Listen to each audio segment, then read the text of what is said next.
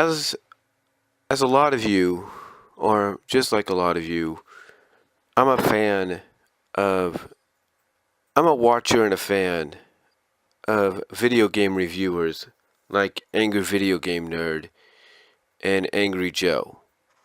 And I love how they have their own take in reviewing and talking about past and current games.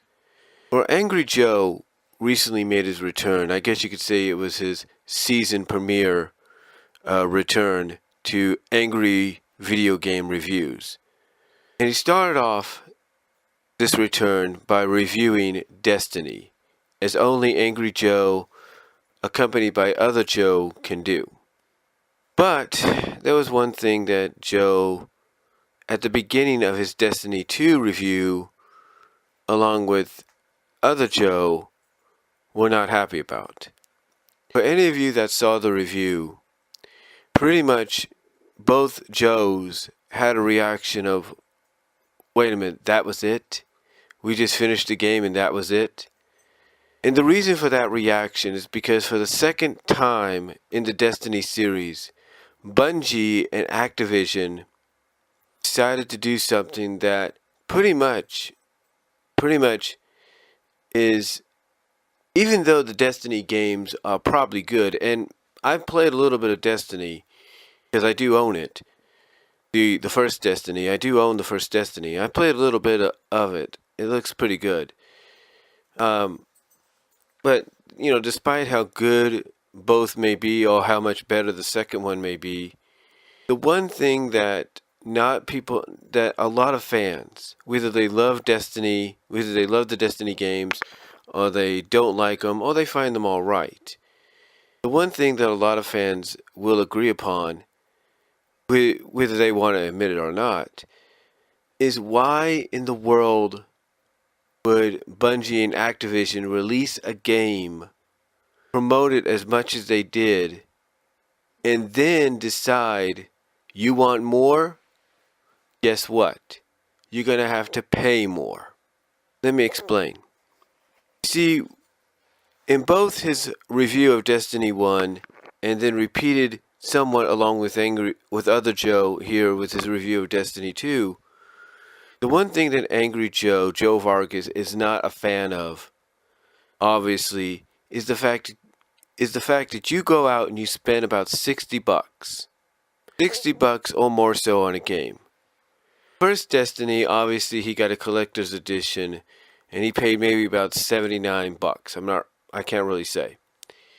Here he paid the average $59.99, $60, if you will, for the game. Okay. So with that said, you think that would be enough, either way, to have a decent game to play.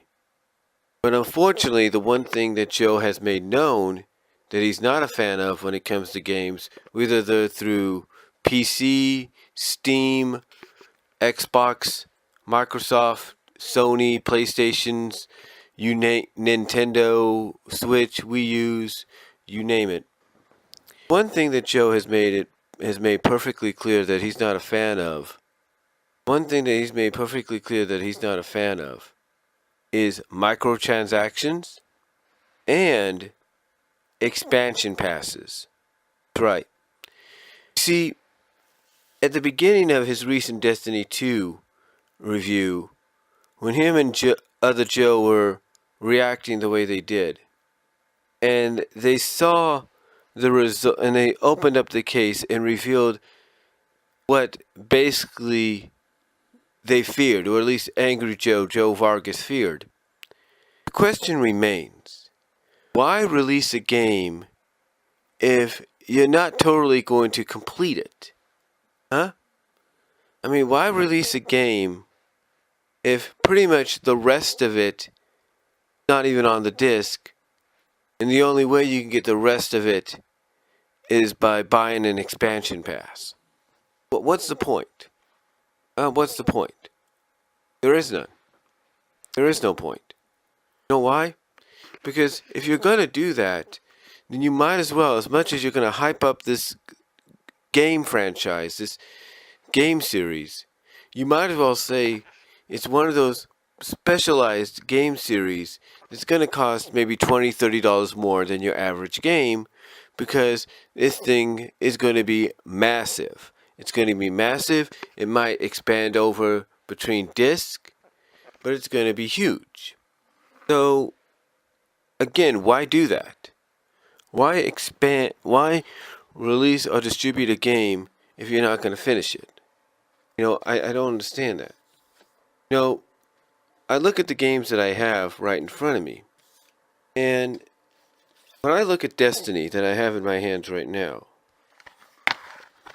and the first thing I see on the inside is Expansion Pass. And it says, expand your Destiny adventure with brand new story missions, cooperative and competitive multiplayer arenas, and a wealth of all new weapons, armor, and gear to earn. So when I read that, I can be like, okay, I can pretty much work around that. I don't have to go expand my game or anything, because I'm happy with what I got. I'm happy with what I got, right? So let me ask you, imagine if I'm someone that plays games. I'm not a hardcore gamer, but I'm a casual gamer. I do CAW leagues, everybody knows that. I do stream sometimes, everybody knows that, via YouTube. I do stream sometimes via YouTube, but here's the thing. And I will go out and I will buy a DLC pack here and there, depending on the game I have. But here's my question to you. My overarching question. If I'm cool with not having to expand my gameplay, imagine how someone like Joe Vargas feels, who does this for a living, who wants to give the best score he can to what could be a very worthy game that gets promoted, that gets the living you-know-what promoted out of it. Imagine how he feels. He doesn't feel very good about it, right? So you have to wonder, how does he feel knowing that he wasted $59 and now he's being told, not just as a reviewer that does this for a living, but being told as a hardcore or casual gamer that, oh, you want to continue the story? You want to know who these enemies at the end of the game were? Guess what? You're going to have to pluck down another $20 to $30 just for it. So basically, you're telling someone that does this for a living, who uses the money that he earns to pay bills, pay rent, you name it, buy groceries, you name it. You're telling this guy that, oh, you want to get more out of this game, that you want to give a good review to, you're going to have to spend 20 to 30 more bucks. So you're telling him in total that he's going to have to spend about 80 to 90 bucks altogether just to play Destiny, just to get the full-on complete experience of Destiny or Destiny 2. What sense does that make?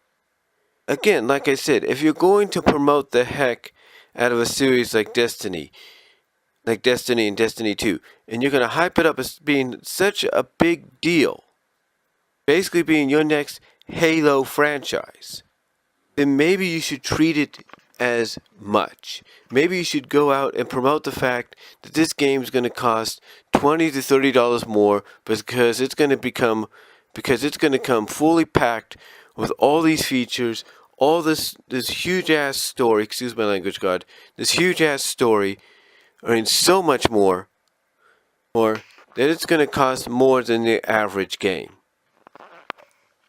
So my question is, why not do that? Why not just promote it as being more expensive than the average games that would come out, unless there are special editions, collector editions, whatever, instead of just telling people, oh, you want to have the complete full experience? Here, plop down another 20 to 30 bucks. That's not fair to the consumer. Here's the thing, that's not fair to the consumer, to the hardcore gamers, or even those that are fans of your franchise, of your gaming series. Because all you're doing is basically telling them, hey, you want more? Pay more. Look, I can understand with WWE 2K games, with the Injustice 2 game, with the Injustice games, that you have to plop down maybe $20, $10, $5 just to get a pack, just to get an expansion pack, or just to get a pack, or to get a character that is not included in the game originally. I can understand that. I can understand that. But if you're going to, from what I can tell from Joe's reaction, if you're going to create a game and you're just going to end it on a cliffhanger and you're going to tell them, oh, you want to know what happens next, buy the expansion pack, you're basically saying, oh, you want the full experience? You got to pay extra for that. You got to pay $20 to $30 more for that. You're pretty much ripping people off of the money by doing so.